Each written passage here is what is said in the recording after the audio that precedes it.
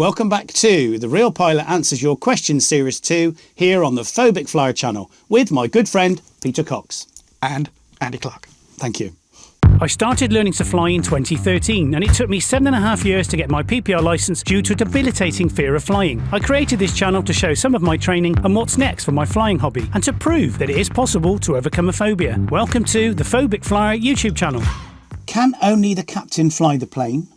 What does the co-pilot do? And how many pilots are there on board in any case? By default, on an airliner, there will be a minimum of 2 pilots. If you're going long haul, there will be more.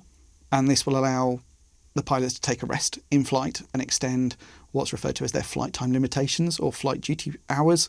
So if you've ever been on an aircraft that's delayed, you'll see the crew get very excited when they start getting close to their limits, because there are hard and fast rules of how many hours we can fly. Oh, right. And once we exceed those, we have to be grounded and have minimum rest and then start the whole process again. So by having more pilots on board, you can extend those. That's how you do long haul flights. Okay. So it depends entirely on what kind of flying it is as to how many pilots there are. There will always be one that is defined as the overarching captain, even if you have a complete replacement crew for a very long haul flight. So one person has to sign out the aircraft and it's their responsibility. They are in charge of the flight for the entire duration, even if they're asleep in a bunk somewhere. If something really dramatic happens, they would be summoned back because it's their responsibility. Yeah. The job of a captain is not to be the god of flying. God of flying. That's not what we're going to do. It's quite nice, isn't it? It's nice, obviously, but no, it's certainly not. I mean, generally the adage in the airline industry is if things are going wrong, hand the aircraft to the first officer because they're better at flying than the captain. Does that hurt? Not when I was a first officer. No. So no, it's the captain doesn't just fly the aircraft and the first officer's there just to raise and lower the gear. Yeah, make the tea. Exactly. Any of them can fly the aircraft. We're all trained to fly the aircraft, and if I was to suffer an incapacitation, I would expect the FO to do a graceful landing and get me to medical services as quickly and as safely as possible. So no, the captain isn't the only one that flies the aircraft. What we actually have is roles that are defined per flight. So although I'm the captain, I might be pilot flying, or I might be pilot monitoring. Yes, I've heard that. So that's the difference. So pilot flying is the one who's actually controlling the aircraft, be it manually or through the automation. And the pilot monitoring's job is to monitor the pilot flying. Yeah. And they'll also do all of the radio communication work. And they'll do all of the paperwork. Paperwork that has to be done every single flight. And that will have the entire flight of all the waypoints we're going over and how much fuel we're expecting at each of those waypoints. And we will calculate the time from the time we took off that we will go through each of those waypoints. And then every hour we will do a fuel check comparing what fuel remains on board to what fuel we've burnt to what the paperwork says.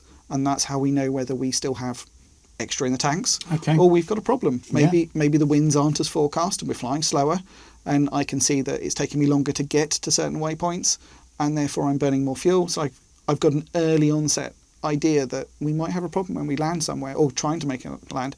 Am I going to have enough fuel? Do I need to divert early because I've got a problem?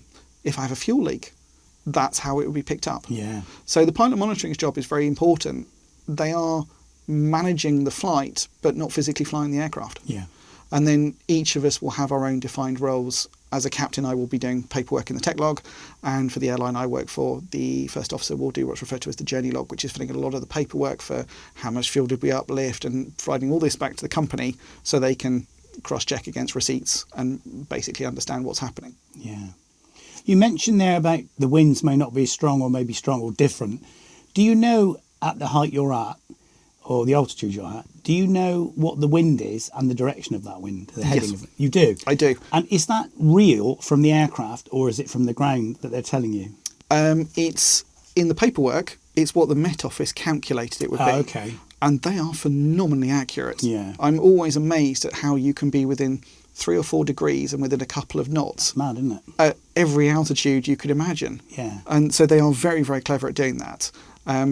The aircraft will also tell me what the instant wind is. So it will use the inertial navigation system to calculate what the wind is and tell me so I can see immediately and I can cross-check that against the waypoint as I go past it. But the biggest one is the fuel. Okay. Thanks, Peter. How realistic are the simulators now? This is interesting to me, of course, that pilots use, and can they really teach you to fly safely? Yes. Yeah, I think I know the answer. Yeah, yes, there's no more to say. No, and they are incredibly realistic. Yeah. If you are someone who's played an awful lot of AAA computer games and specifically like latest flight simulators available, you would be very disheartened if you saw the graphics. They are not to the same standard. No, they're not, are they? But they don't need to be. That's not what we're interested in. Yeah. What actually is more important is the cockpit itself. Every switch is in the right position and it feels the same and it acts the same.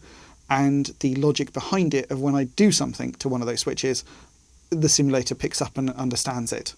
So we are able to train ourselves to do very complex failures that you wouldn't want to do in reality. We don't want to be setting fire to an engine every time we take off, but every time I go in the sim it seems to happen. And that allows you to gain confidence in the real aircraft because you fly the sim, yes, looking out the window you know you're in a simulator, but then when you get in the aircraft, it feels the same. Yeah. The picture, it's all in the same place. You reach into the same knob. Everything is the same Yeah. and it has that tactile feel. Yeah.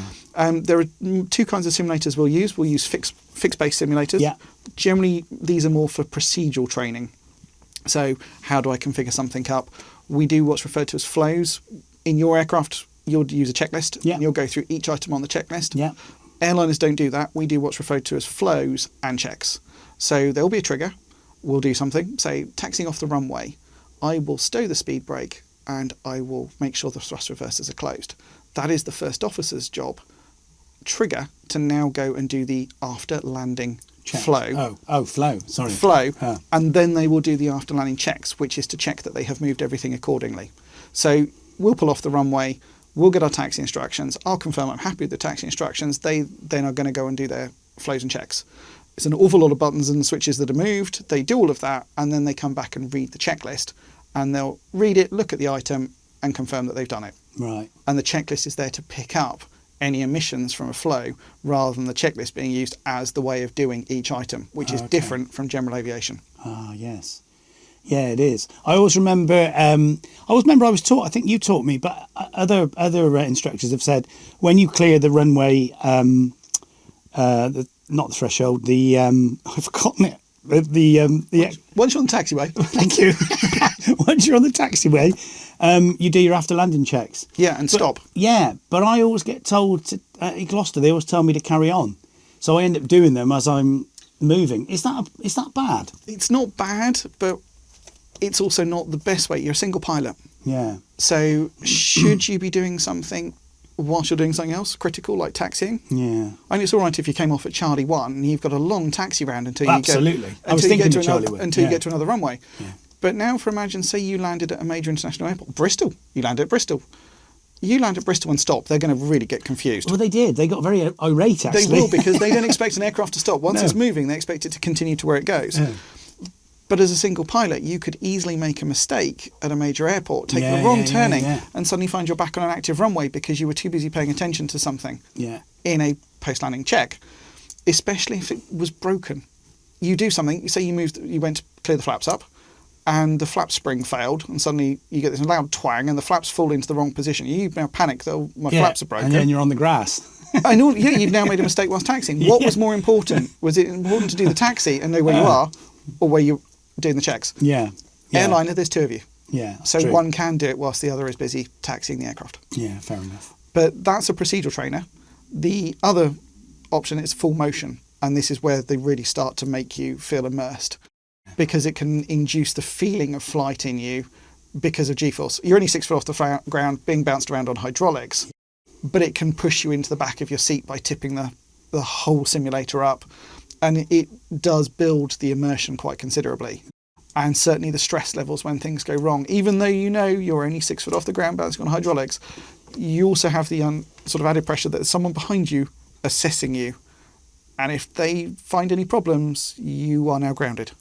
So every 6 months that must be stressful. I don't do I well don't- under stress. I don't under know- exam conditions. I don't know any other job in the world where you are assessed as much as we are as flying. Yeah. Which hopefully goes to make some people feel a little bit more relaxed and confident that when they're getting on an aircraft, we do know what we're doing.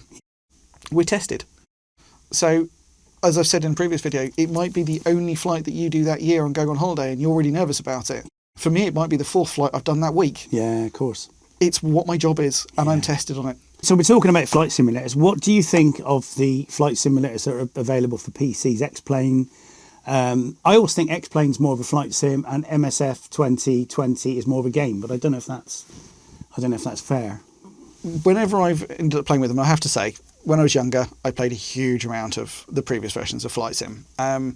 I would generally end up getting more bored and end up sort of knife-edging jumbos between buildings and all this kind of stuff, rather than being realistic. So yes, it's got the game capability. Yeah. But if you use it right, it's actually brilliant for training instrument flying. Definitely. Because it's a lot cheaper. Yeah. It's a lot cheaper.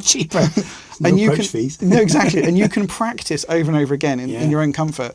Yes, you don't have someone who's necessarily qualified to sort of debrief you accurately, but you know whether you've done it right or wrong. So for that side of flying, the earlier versions that I used to use were very, very good and saved me a lot of money. The latest ones, certainly with a lot of the satellite photography mapped onto the ground, are very good for practicing navigation at about 3,000 feet because it looks like it does out the window. It does. When I did my QXC to Cardiff, which was interesting, and then to Halfpenny Green and back to Gloucester, I flew it in the sim first, and I flew it in VR. And I've got myself a new VR Quest 2 headset that's made a massive difference. And flying it in VR, and I've actually got the controls as well. So I've got the yoke, I've got the throttle quadrant, I've got the rudder pedals, and I fly it in VR, but I use the real controls. Which helps with the it is immersion. So real. Yeah, it's so real. Well, we have obviously the same in a simulator, except we're not wearing a VR headset because you'd have to map all the buttons and switches. But with the motion, that's where you suddenly get the real depth. Now, some airports are very accurate in the simulator because we have to do low visibility approaches. Of course. We have to practice taxiing in fog. So there are generic airports, and then there are accurate airports. And the accurate airports are accurate to the layout on the ground. Again, the visuals aren't photorealistic, but certainly for Gatwick, which is where we do an awful lot of our low visibility training at my airline, the simulator is very, very accurate, down to having the bridge. Have you flown under the bridge? I couldn't possibly comment. I have another friend who flies for the airline you do, and he did. Yes, I have done it. There are certain switches that have to be pulled to make sure you do it accurately. Yeah. You can't do it with the gear down. No. And you have to turn off a lot of the alerting systems. But yes. Port up. Yes. Port terrain. It's normally saying too low gear, too low gear, too low flap. Yes. Oh, it says that as well. Yeah. Brilliant. So yes, I have done it, but I wouldn't admit it. No, but yes, no. it is all good fun. Yeah, brilliant. All right, thanks, Peter. Very, very, very interesting question that, and very dear to my heart. The flight sim one. Thank you. Thanks for watching, and that concludes the Real Pilot Answers Series 2 questions. If there's anything we haven't answered and you'd like to know what the answer to that question is, please feel free to put the comments in the comment section below. Thanks for watching.